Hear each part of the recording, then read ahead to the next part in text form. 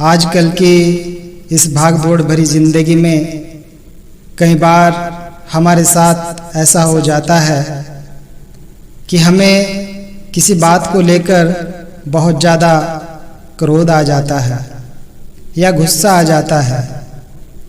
और जब क्रोध हमें अपने बस में कर लेता है तो उसके बाद हम अच्छे और बुरे की समझ खो बैठते हैं और किसी अपने को ही हम कुछ ऐसा बोल जाते हैं जो हमें नहीं बोलना चाहिए था।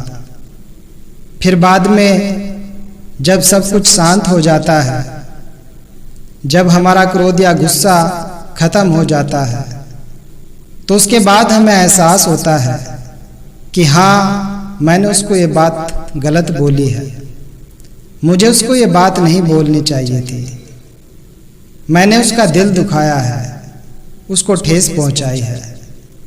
वो तो मेरा अपना है, तो मैं उसको ऐसे कैसे बोल सकता हूँ। कहने का भाव हमें बहुत पछतावा हो रहा होता है। इसी संदर्भ में दास आपको एक वाक्यांश सुनाता है। एक बार की बात है, दो पड़ोसी होते हैं जो आपस में बहुत सहजता से अपना जीवन व्यतीत कर रहे होते हैं। अर्थात वो बड़े ही प्यार से रहते थे, लेकिन न जाने एक दिन उनकी किसी बात को लेकर आपस में लड़ाई हो जाती है, झगड़ा हो जाता है। और वो झगड़ा इतना बढ़ जाता है कि वो एक दूसरे को काफ़ी भला बुरा बोल देते हैं। जब बाद में झगड़ा शांत हो जाता है और उन दोनों पड़ोसियों का गुस्सा खत्म हो जाता है, तो पहले वाले पड़ोसी को इस बात का एहसास होता है कि उसने अपने क्रोध में आकर अपने पड़ोसी के लिए कुछ ऐसे शब्दों का प्रयोग कर लिया है, यानी उसने अपने मुख से कुछ ऐसे अपशब्द निकाल दिए हैं जो उसे नहीं निकालने चाहिए थे। तो पहले पड़ोसी को जब इस बात का एहसास हुआ और उसे पछतावा भी हो रहा होता है, तो अपने इसी पछतावे के साथ एक संत महात्मा के पास पहुंच जाता है और उनसे प्रार्थना और विनती करने लगता है कि हे महात्मा, मुझसे अपराध हो गया है, मेरा अपने ही पड़ोसी के साथ झगड़ा हो गया है और मैंने उसको कुछ अपशब्द भी बोल दिए हैं, यानी मैंने उसको कुछ गलत बोल दिया है जो मुझे लगता है कि मुझे नहीं बोलना चाहिए था। अर्थात अब मुझे पछतावा हो रहा है और मैं अपने बोले हुए शब्दों को अब वापस लेना चाहता हूँ। उस महात्मा ने उस इंसान की बातों को बड़े ही सहज भाव से सुना और फिर उस व्यक्ति से कहा कि बेटा, यहाँ आश्रम में आपको जितने ये पंख दिखाई दे रहे हैं, पंख जो पेड़ पौधों पर चिड़िया बैठी होती हैं या और कोई अन्य पक्षी बैठे होते हैं, तो उनके कुछ पंख टूटकर नीचे जमीन पर गिर जाते हैं। दास उन्हीं पंखों की बात कर रहा है। तो महात्मा कहते हैं कि इन सभी पंखों को इकट्ठा कर कर मेरे पास ले आओ। तो वो इंसान उन सारे पंखों को इकट्ठा कर लेता है। वहाँ बहुत सारे पंख हो जाते हैं। फिर वो उनको महात्मा के पास ले आता है। तो महात्मा कहता है कि अब इन सारे पंखों को जाकर अपने शहर के बीचों बीच एक चौराहे पर रखाओ। तो वो इंसान ऐसा ही करता है और ऐसा करने के बाद वो इंसान फिर से उसी महात्मा के पास पहुंच जाता है। तो महात्मा ने फिर से उस इंसान से कहा कि अभी भी जाकर जो तुम सारे पंख शहर के बीचों बीच रख कर आए हो, तो अभी जाकर उन सारे पंखों को वापस ले आओ।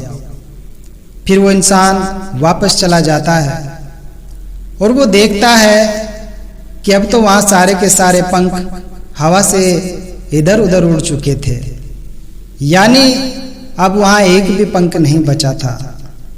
तो वह आदमी खाली हाथ ही संत के पास पहुंच जाता है। तो संत उससे कहता है कि तुम खाली हाथ क्यों आए हो? वो सारे पंख कहाँ हैं जो तुमने वहां पर रखे थे?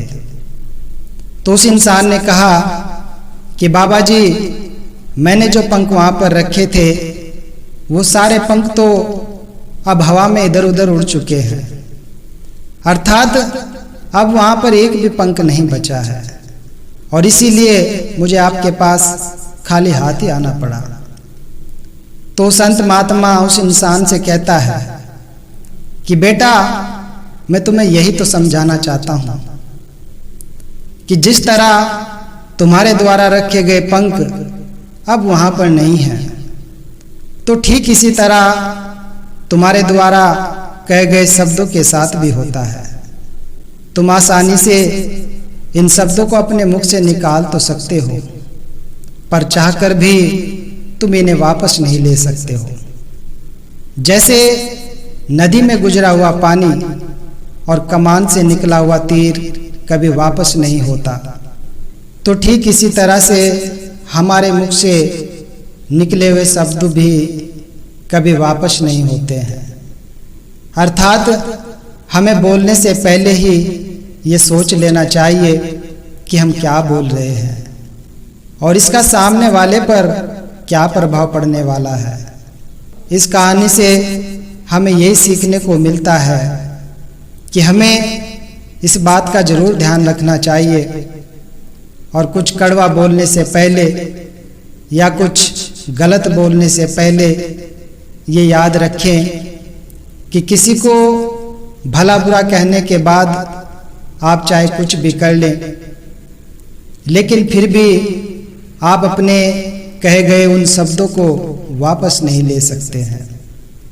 लेकिन अगर आपको वाकई अपने कहे गए शब्दों पर पछतावा हो रहा है और आपको ये एहसास भी हो रहा है कि आपने अपने सगे संबंधी के साथ कुछ गलत शब्दों का प्रयोग कर लिया है, तो आप उस व्यक्ति के पास जाकर क्षमा जरूर मांग सकते हैं और मांगनी भी चाहिए।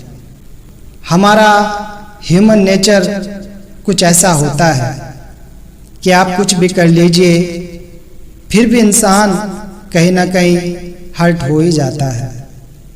लेकिन फिर भी हमें अपनी तरफ से एक पहल तो जरूर करनी चाहिए, ताकि सामने वाले इंसान को, जिसको हमारे द्वारा कहे गए शब्दों से काफ़ी दुख पहुंचा है, काफ़ी ठेस पहुंची है, तो थोड़ी सी कम हो सके। और हमेशा इस बात का भी ध्यान जरूर रखें कि चाहे भले ही हम कम बोलें पर अच्छा बोलें। दास के कहने का भाव यही है कि जब हम किसी को बुरा कहते हैं तो हम उसे कष्ट पहुंचाने के लिए ही बुरा कहते हैं, मगर बाद में वो हमें ही अधिक कष्ट देता है। तो खुद को कष्ट देने से क्या लाभ है? इससे अच्छा तो ये है कि चुप ही रहा जाए।